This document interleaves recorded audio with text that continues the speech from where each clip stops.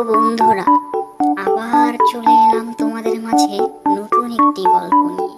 গল্পটা খুবই মজাদার। গল্পের নাম লিলি ও তার বন্ধুরা। লিলি খুব সরল আর লাজুক প্রকৃতির একটা সুন্দর খরগোশ। সে একটি বনে বাস করত। বনে তার কোনো সঙ্গী ছিল না। সে নিজেকে খুব একা অনুভব করত। তো একদিন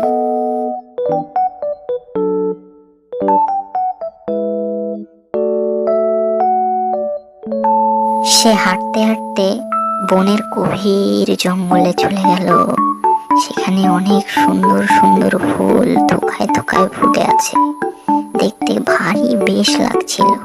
লিলি দেখে মুগ্ধ হয়ে লাফালাফি শুরু করে দিল।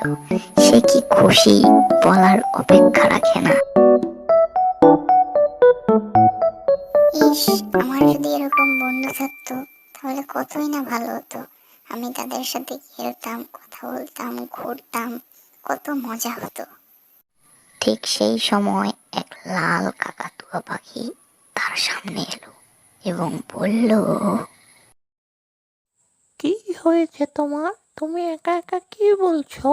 আরে এই বনে তুমি একা একা এলেই বা কিভাবে? এ তো অনেক গভীর বন। লিলি বলল, আমার নাম লিলি, আমি এই বনেই থাকি। আমার কোনো বন্ধু নেই, জানো, আমি অনেক একা। কে বলেছে তুমি একা? এই যে আমি তোমার বন্ধু। বনের সব প্রাণী তো তোমার অনেক কাছের বন্ধু। সবার বন্ধু? কি বলছো?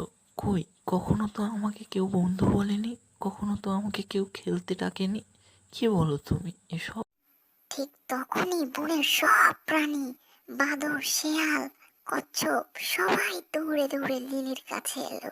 লিলির কাছে এসে বলল, এই যে লিলি, আমরা তো সবাই তোমার বন্ধু, আমরা তো সবাই তোমাকে চিনি।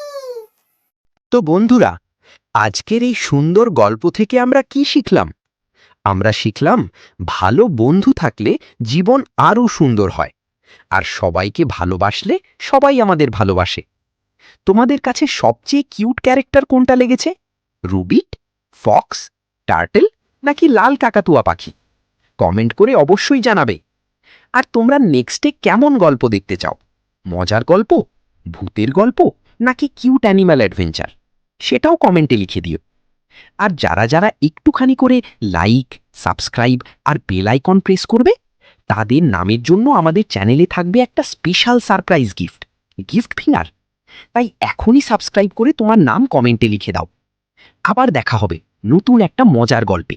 বাই বন্ধুরা।